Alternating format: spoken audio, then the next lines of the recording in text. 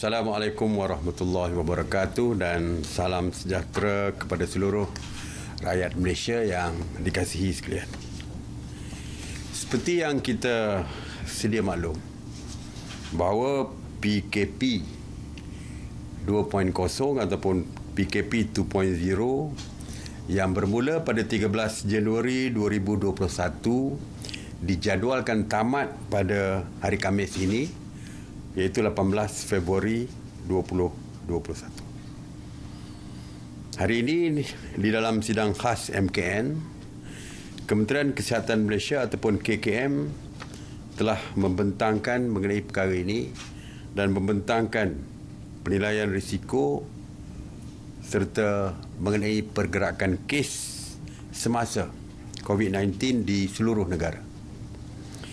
Secara umumnya, KKM memaklumkan bahawa kes di kebanyakan negeri telah mula menunjukkan tren penurunan.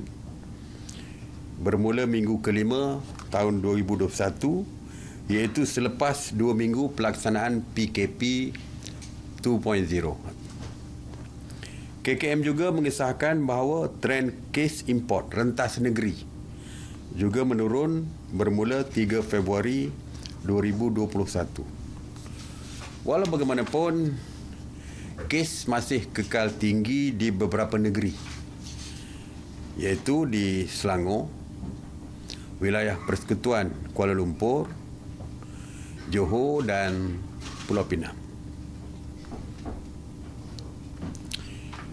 Oleh itu, setelah membuat penilaian risiko serta perbincangan dengan pelbagai agensi dalam jawatankuasa teknikal MKN, sidang khas hari ini bersetuju yang pertamanya untuk mengekalkan status PKP di Selangor, wilayah Persekutuan Kuala Lumpur, Johor dan Pulau Pinang. Manakala di beberapa negeri, sidang khas bersetuju untuk menukarkan status PKP kepada PKP bersyarat PKPB di Kedah, Perak, Negeri Sembilan, Melaka, Pahang, Terengganu, Kelantan, wilayah Persekutuan Putrajaya, wilayah Persekutuan Labuan serta Sabah. Manakala Perlis, satu-satunya negeri yang kesnya sangat berkurangan dan akhirnya cadangan daripada KKM dan dipersetujui oleh mesyuarat, iaitu Perlis ditukarkan statusnya kepada PKPP pemulihan, iaitu satu-satunya negeri di dalam Malaysia yang bertukar status menjadi PKP pemulihan, PKPP.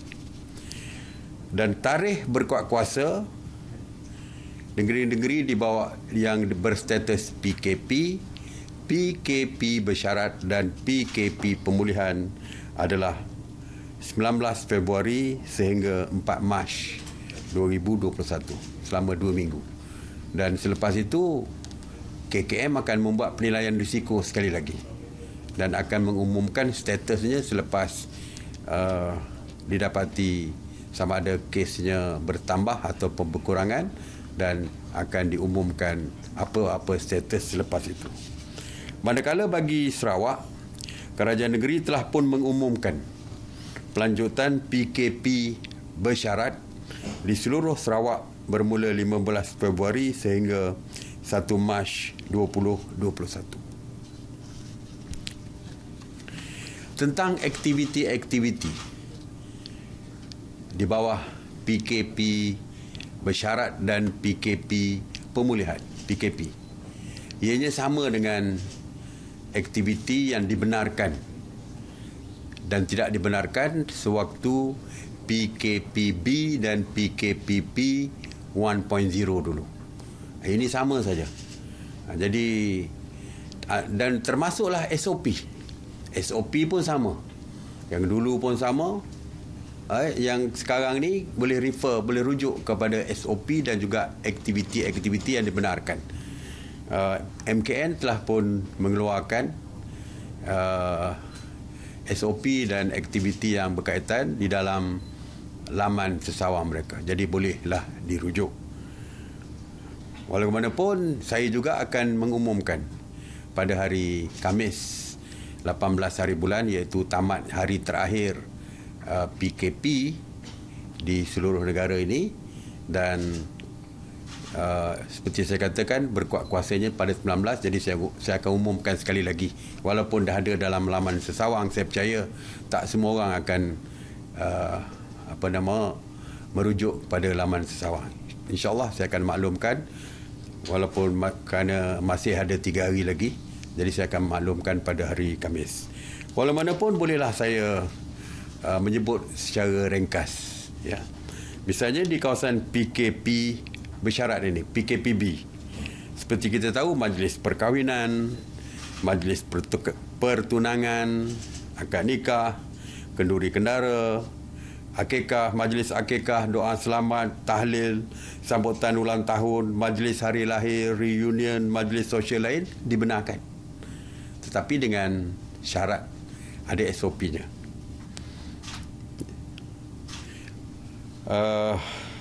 Sektor ekonomi, kita dah umumkan peruncitan dan sebagainya telah pun dibenarkan, dan berbagai-bagai aktiviti ekonomi telah dibenarkan.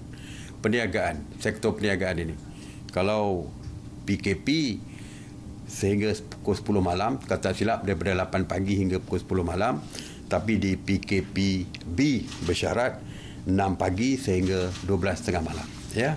Itu perbezaannya. Mesyuarat, MICE, MICE, bengkel, seminar secara bersemuka dibenarkan. Dine-in atau makan di kedai seperti dulu, seperti yang diumumkan di bawah PKPB 1.0 dulu, dibenarkan mengikut keluasan meja asalkan ada penjarakan 1 meter antara satu sama lain. Meja je besar, meja mungkin muat 10 orang, meja bulat. Kalau di Chinese restaurant tu 10 orang, ataupun meja yang panjang boleh sampai 8 orang. Boleh duduk dengan ada penjarakan sosial antara satu sama lain. Jadi tidak lagi 2 satu meja. Ini berbeza dengan PKP. Ya, PKP masih lagi 2 orang. Sedangkan di PKPB kita telah buka lebih daripada itu. Kapasiti kenderaan, kalau di kawasan PKP, kerana kita nak mengurangkan pergerakan di dalam negeri, maka kita hanya membenarkan 2. Tetapi PKPB bersyarat dan juga PKPP di Perlis, kapasiti penumpang adalah mengikut jumlah tempat duduk yang disediakan di dalam kenderaan tersebut. Spa dan pusat refleksologi juga turut dibenarkan di kawasan PKPB dan juga PKPP. Jadi itu antara yang saya boleh sebutkan hari ini. InsyaAllah kita akan sebutkan lagi pada hari Khamis nanti. Walau mana pun, tanpa perlu menunggu pengumuman saya hari Khamis nanti, sesiapa yang ingin melihat secara detail dari segi aktiviti yang dibenarkan boleh merujuk kepada laman sesawang ataupun website MKN. Boleh tengok, ya. Jadi tempat-tempat SOP-nya pun terdapat di dalam website tersebut. Macam tadi kita kata kebenaran kahwin dan sebagainya menggunakan dewan, SOP-nya separuh daripada keluasan dewan, dan as long as ada penjarakan sosial. Jadi detail SOP itu boleh lihat.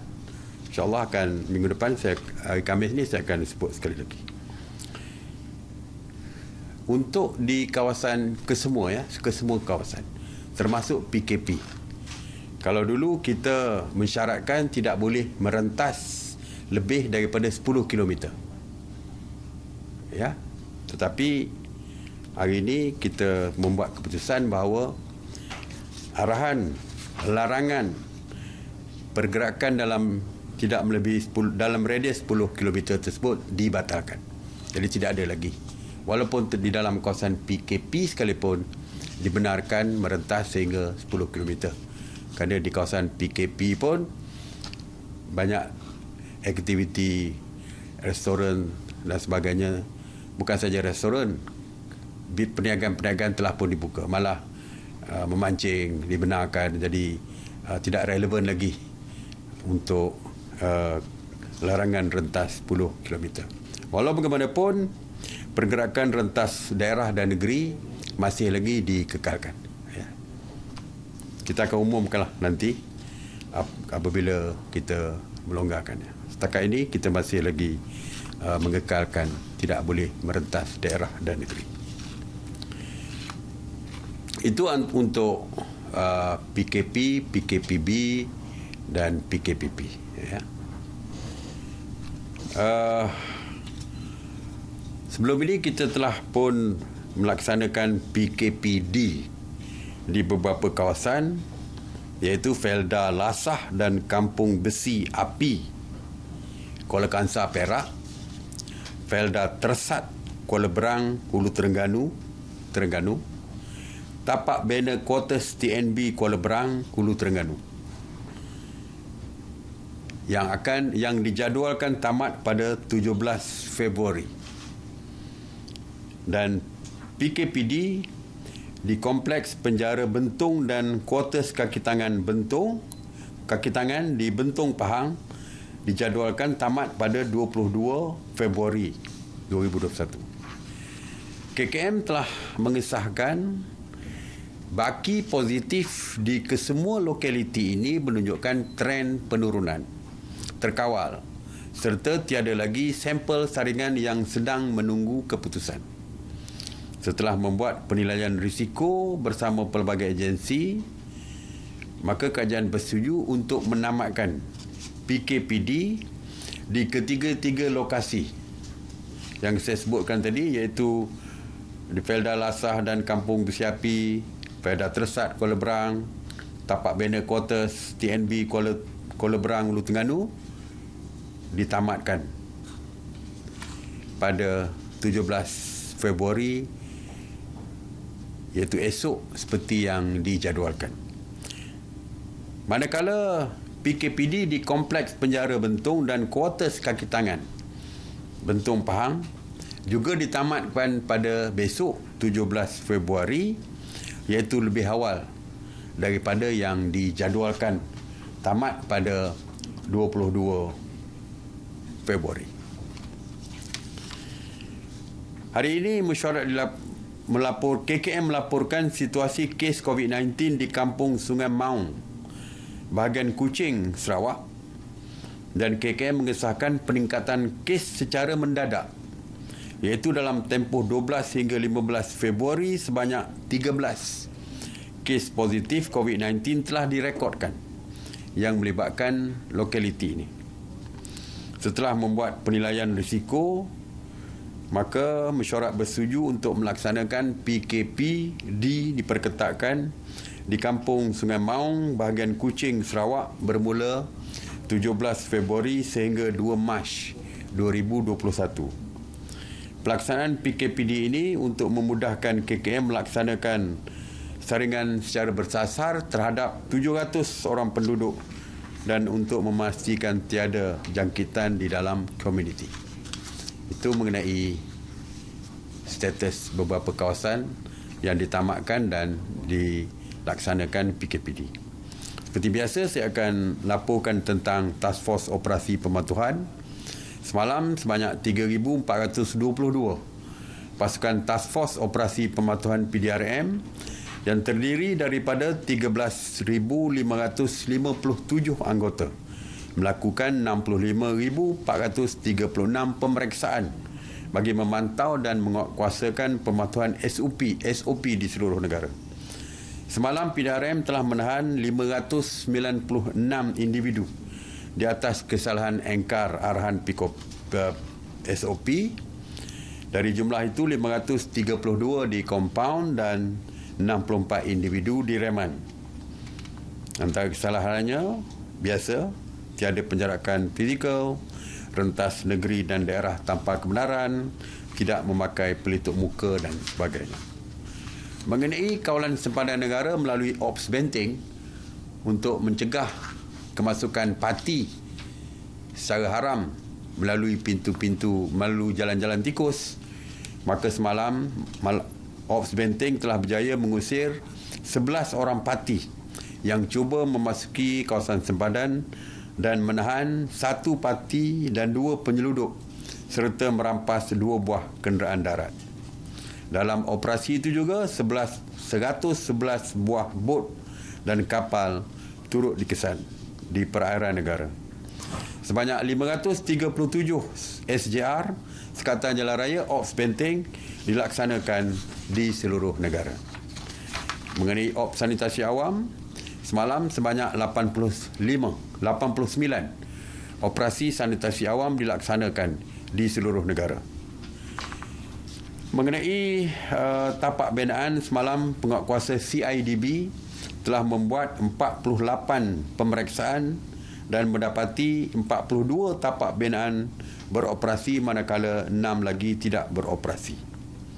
Hasil pemeriksaan mendapati kesemua 42 tapak binaan mematuhi SOP yang ditetapkan dan secara keseluruhannya CIDB telah melakukan 15,393 pemeriksaan melibatkan 8,699 tapak binaan sejak 20 April 2020. Mengenai saringan wajib pekerja warga asing, semalam seramai 8,983 warga asing telah menjalani ujian COVID positif dan 37 daripadanya didapati positif COVID-19.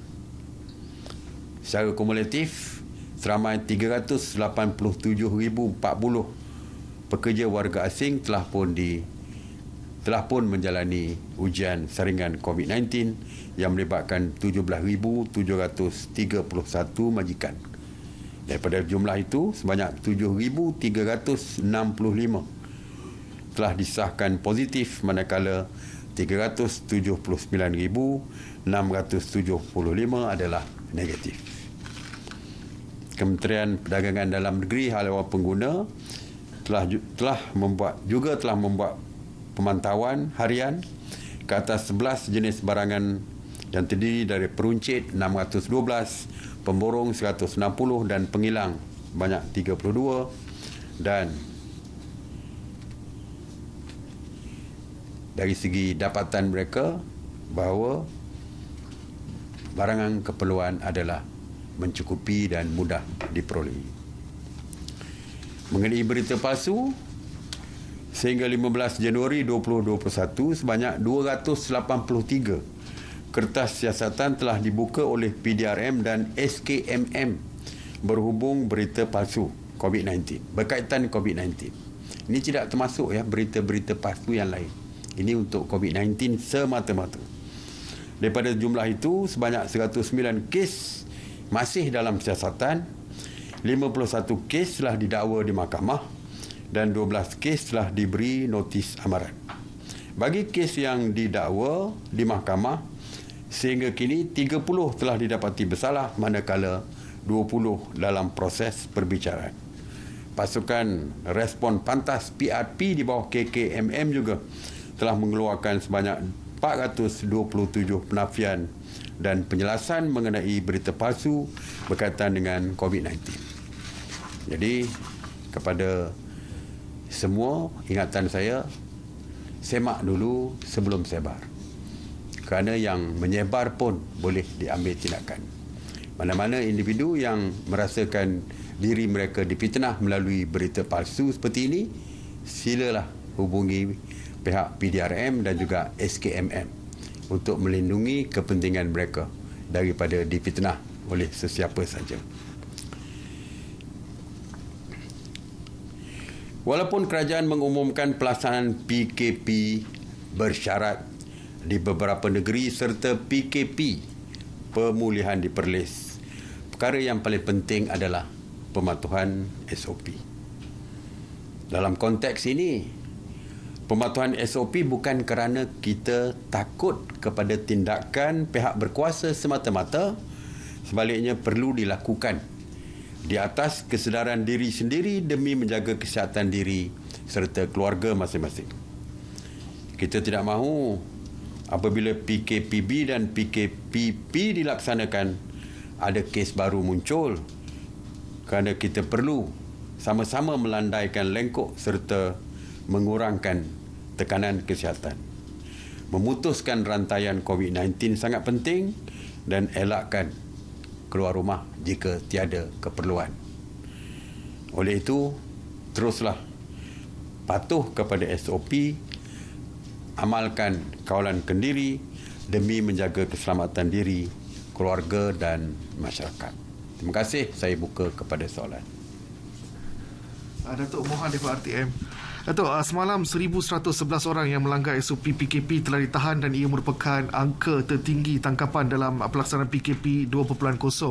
Jadi Datuk, apakah punca peningkatan pelanggaran SOP oleh orang ramai dan kebanyakan tangkapan itu dibuat terhadap individu yang cuba merentas daerah atau negeri?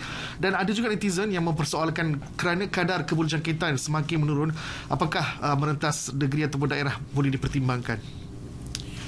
Kalau kita lihat kes yang tertinggi yang menyumbangkan kepada 1,111 tangkapan tersebut adalah rentas daerah dan rentas negeri. Tapa Kebelaran sebanyak 306, manakala 300 lagi adalah tiada penjarakan sosial. Ya. Rentas negeri dan daerah, rentas negeri terutamanya dan daerah kita tidak benarkan lagi kerana dari segi laporan yang dibuat oleh KKM terdapat kalau dulu 11 atau 12 kluster yang melibatkan rentas negeri, ya, melibatkan rentas negeri. Dan kalau kita lihat, kita telah pun memberikan sedikit kelonggaran pada bulan Disember, kalau tak silap saya bulan Disember lepas, yang mana ramai yang rentas negeri balik ke kampung, ramai yang bercuti ke Langkawi dan sebagainya. Beberapa kes berlaku selepas pulang daripada Langkawi.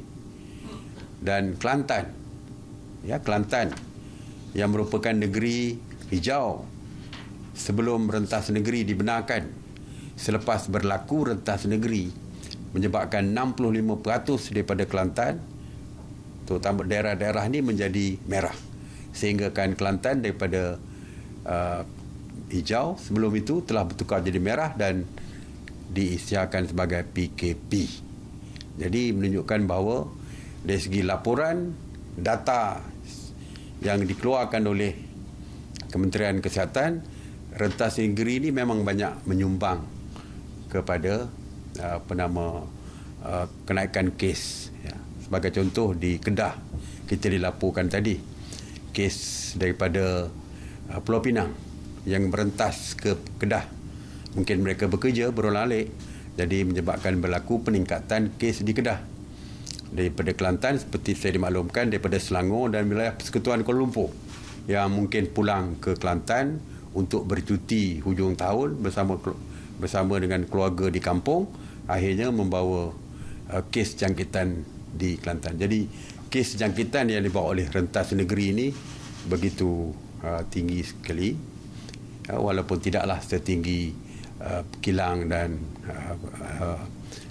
construction site ataupun tapak binaan, tetapi juga merupakan penyumbang. Jadi sebab itulah kita tidak lagi membenarkan rentas negeri. Rentas daerah juga, kalau kita lihat negeri-negeri yang besar, ya, yang besar, Pahang misalnya, ada kawasan yang kuning, tetapi masih banyak kawasan yang merah. Kalau berlaku rentas daerah, misalnya daripada Kuantan yang merah balik ke Bera, contoh tempat saya, pernah menjadi hijau selama 3 hari, sekarang kuning balik. Kalau berlaku rentas daerah daripada Kuantan yang merah, mungkin membawa jangkitan ke kawasan yang hijau. Sekarang ni Kuala Lipis misalnya, Kuala Lipis hijau, dah 3 hari saya difahamkan kosong. Kalau balik daripada orang yang daripada daerah merah merentas ke daerah hijau, mungkin akan memberikan kesan kepada daerah hijau. InsyaAllah, walau mana pun, insyaAllah kita akan mendapatkan pandangan seterusnya daripada Kementerian Kesihatan kalau ada sebarang perubahan yang kita boleh lakukan. ya. Jadi kita harap bersabar dulu bagi menjaga kepentingan kesihatan. Kita bersabar dulu sementara waktu, insya-Allah apabila kita boleh buka, kita akan buka kalau sampai masanya dan dibenarkan oleh Kementerian Kesihatan. Okey. Terima kasih. Ada soalan lagi? Farhan pada bernama, berkenaan dengan pembatalan arahan pergerakan terhad dalam radius 10 km itu, adakah sekatan jalan raya akan dikurangkan dan hanya fokus kepada laluan keluar masuk sepadan negeri atau dalam daerah dalam negeri sahaja?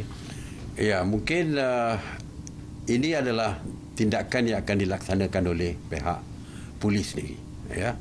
Jadi pihak polis akan menentukan kawasan mana yang memerlukan SJR, kawasan mana yang tidak memerlukan SJR, sekatan jalan raya. Mungkin untuk negeri, mungkin sepadan negeri akan dikenakan sekatan. Dan lain-lain itu semuanya akan ditentukan oleh pihak polis, insya-Allah, ya. Dengan keputusan hari ini, maka pihak polis akan mengatur gerak apa yang tindakan mereka seterusnya. Alright. Terima kasih. Assalamualaikum warahmatullahi wabarakatuh.